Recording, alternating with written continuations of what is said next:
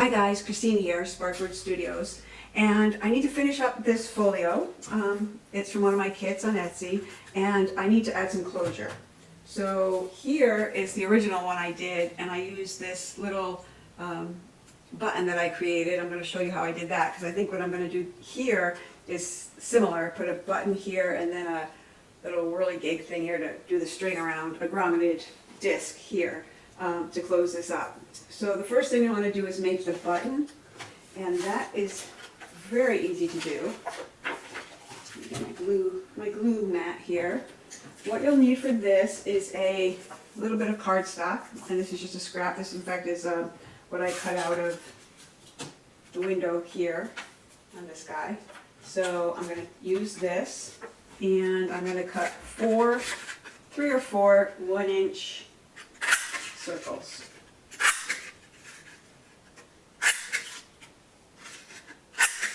Okay, and I'm going to glue them together using just glue stick.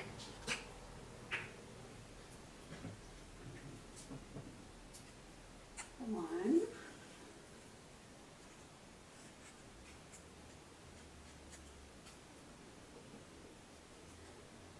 Two. Squish them pretty well together. Try and keep them aligned. And then I'm going to do this guy. Glue out. Whoop. And 4. You got that right? 1, 2, 3, 4. 4. Okay. So while they're becoming one, looks just like a little thicker disc, or you could just start off with a thicker disc. So then I need the top part, or the decorative part, so I'm just going to cut another 1-inch circle from this sheet, and I'll give you a little tip, a little behind the scenes. Often when I buy paper packs and they're single-sided, and there are some papers I know I will never use, like this one, I rip them out of the pad and print my own artwork on the other side, and it takes a really nice print. So something to think about when you're using some of the kits that you might get from me or anybody on Etsy or anywhere, to use up the paper that you know you'll never, I mean, I don't even know what I would do with that. But the other side takes a lovely print. So cut a circle out of that, and of course we're going to ink it up a little bit to give it some history. Eeny, meeny, miny, mo. It's just, oh, too black. Stay with the browns on this one. Brown. Okay, great. So now I have a little disc that I've aged a little bit. And it already has some age on it from the print itself. Find the glue stick. Give it a good smear. Glue and add it to the top of the disc. Oops. Okay, so this is going to become our button. So I'm just going to, there we go. Looks good and even. And that was great. Okay, now that we've done that, we need something poke the holes in. Now, I use an awl, like for bookbinding, but you could just as easily use any pointed thing. This happens to be a bead reamer for like hollowing out the holes in beads. And I mean, you could use a lobster pick. I mean, really anything that will go through the 4 layers of paper will be great. So I'm just using this piece of styrofoam, and I'm just going to eyeball it and push it through. So you can see straight through. And you want to push it far enough to give you a sizable hole. I mean, nothing too big, but you want to be able to see it. And then I'm going to do another one. Same thing. Oh, that one's a little bigger now, so you have to widen that first hole. So there it is. Simple enough. then, once we've done that, that was the styrofoam for my new sewing machine, by the way. Thank you, Santa Claus. I just take another piece of scrap and glossy accents is what we're going for. We're going to just give it a nice coat. Hopefully I won't need to add the pin, but of course I do. That's why I just leave the pin in the label, because it never seems to amaze me how quickly, I just used this yesterday, and yet it clogged up again. So clear it out with the pin, put the pin back in the label for the next time I use it. There we go. And I'm just going to add some glossy accents. Whoa, it took some coming out there, but it is coming out. And just enough to spread it around. The only thing is, you don't want to get it in the holes, which I did, so I'm going to have to poke that through again. Not a big deal. I even brought some toothpicks that I can leave in the hole so it can't fill itself in. Oh, come on. Okay, there you go. So there, glossy accent all the way to the edge. It will ultimately find its own level. That's the beauty of this stuff. I am going to use the toothpick to go straight through the hole. You see, it keeps filling itself in, so I'm just going to leave the toothpick in there and assume I can get it out in a little while after it's had a chance to dry. So I'm just sort of rolling it around so that it can level. Oh, come on. There we go. And we're just going to let that exist until it dries. And I see I missed a spot. So I'm going to come back in with a little more right there.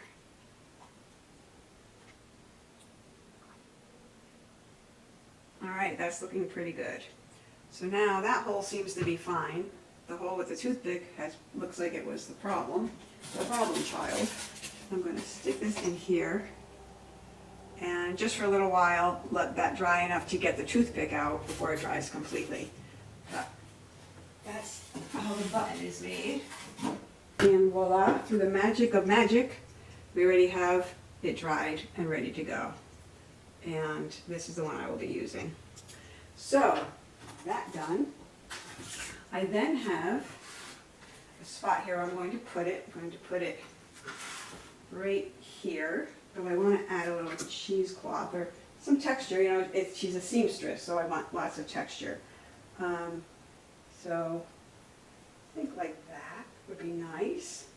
And to save you all of the frustration of watching me thread a needle, I have pre-threaded a bookbinder's needle with some embroidery floss. So some matching embroidery floss. And what I'm going to do is simply mark the holes where I think I want it, because I need to know where on the underside to come up, because I won't be able to see it. So I'm going to use, I can't use my styrofoam, well I can. I can. Use the styrofoam, just like this. Stick this like so. No, I think that's kind of good. And I'm going to mark this hole. I don't know if you can see what I'm doing, but I'm marking at least the hole I'm going to come up through so that I can see it from the other side. And this hole, I can just go through. And I could have done this while it was still being assembled, but I didn't. Okay, so there's one end. You can see I've got one end here. I don't need the styrofoam anymore, and it's bright and blaring, so I'm going to remove it.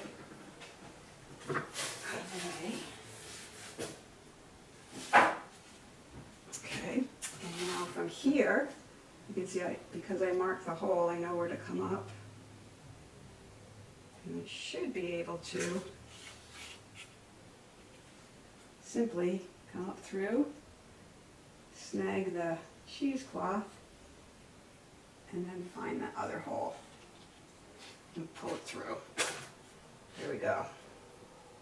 All right.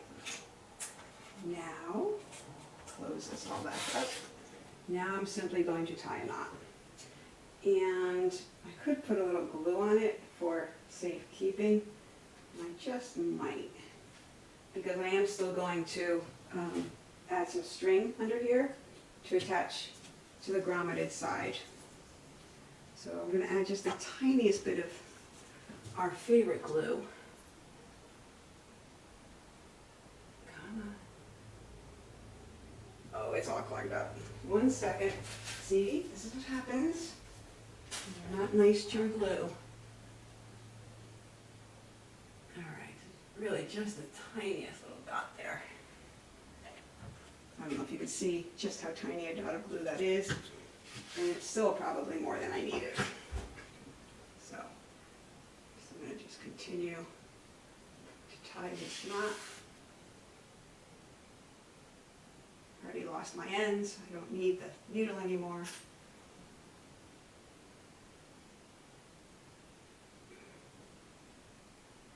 Beautiful.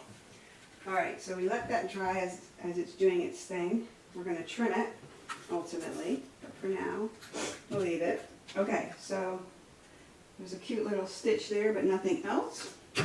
Now we need to add here the second part, and that is going to be a little brown disc that came off of the printout, the window, originally used as the window for the etched glass section of the piece, and this little piece of gold trim.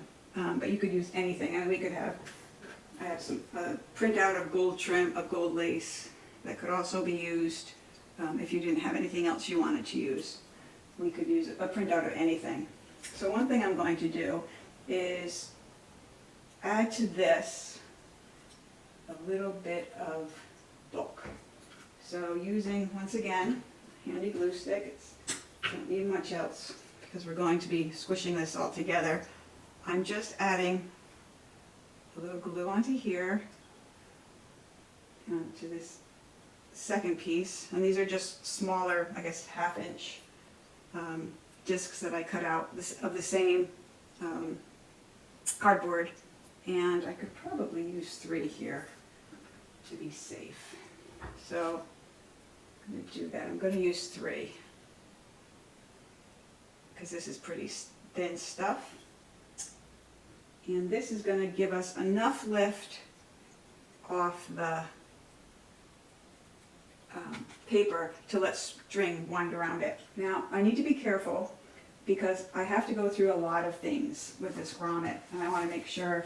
I mean, I'm going through 2 pieces of cardstock, another piece of thin cardstock, 3 pieces of cardstock, and this little gold widget.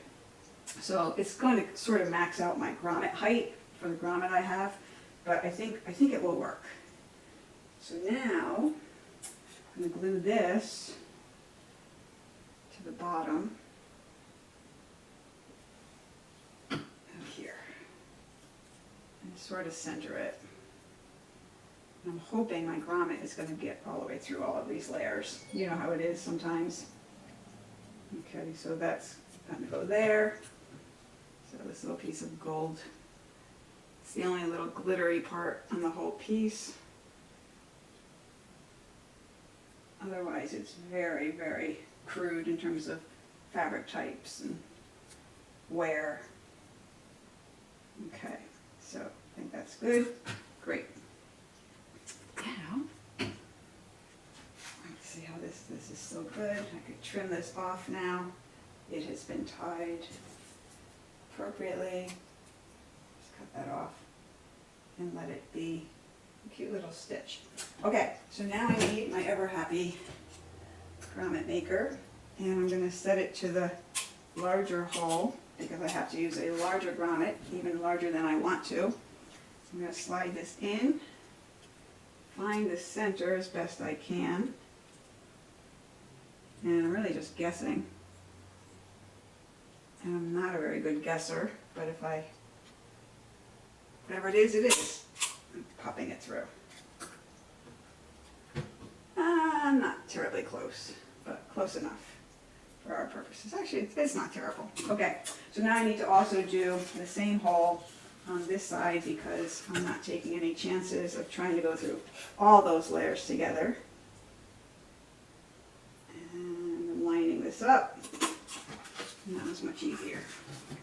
All right, so now we take the grommet and put it through this hole.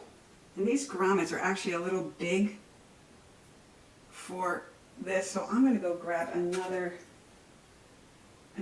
hole punch that I have and give it another whack.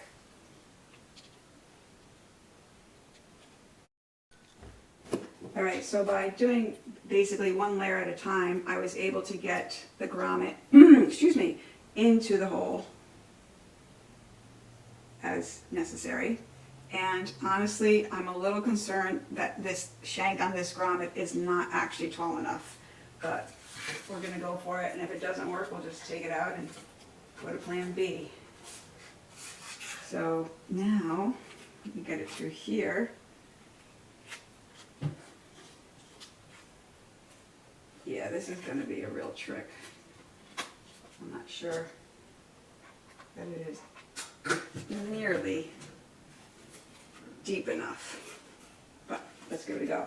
Normally I would use these little rings that go on the back of the grommets. I find that they help stabilize the grommets, but because this one is so thick already, oops, I'm not going to do that. So let's get it here. Let me push it down as much as I can through this double layer of cardstock would be the word, and pushing it down just to give it the best chance possible. Stick this. I'm gonna make sure I'm on A1 on my little crocodile. That looks like 1, and that should be good. Okay, so now let's line this up and hope for the best.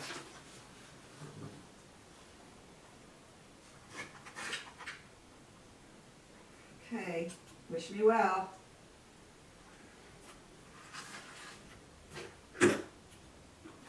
Squeeze. Looks okay on that side. Now let's look on the other side. Oh, it's not terrible. I've had much worse. I think it'll be fine in how it is secure. There we go. Okay, so I'm going to stick the swimmer back in here.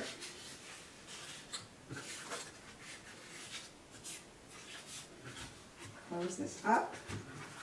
Close this up. Now I just need to add some string to here. There's lots of room in there, and I might touch it up with a little glue when I'm done. But for now, let me find, well, that's pretty. Take a little of this, and I'm going to stick it under the button and above the cheesecloth, and just give it a little double knot. And like I said, I might drop a little glue in there, because it's pretty movable, which is fine. It's not really holding anything other than the string to stay closed. There's 1. Come on. And 2. So let me pick that up with that little pick I had. And I'll bring the cheesecloth back out. And that should be good. It's only going around the thread of what's holding that in. I'm going to come in here close. Probably should use smaller scissors.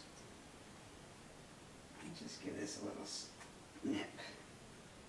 There we go. Now, we can close it. And we don't need to do too many times. In fact, I think we'll just leave it there. I'm going to stick a knot here. at its end. And another knot.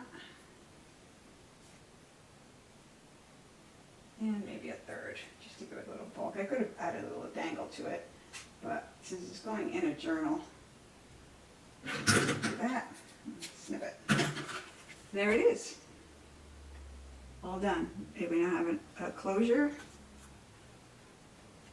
for our folio. And we can even just leave it like that and let this fray and be sad and a little forlorn. But there it is, done. A nice closure. Piece is finished. It opens up, flips out. I know that you can't see this. Perfect. I'm pretty happy with it. All right, well that was just to let you know how I was finishing the this piece. You of course could do something entirely different, and it doesn't really need a closure at all. And the original one that I made, I mean, it sits very flat, especially once it's in a journal. It's not going to pop up. But I did think it would be fun to decorate this one. So that is what we did. Thanks again. We'll see you next time.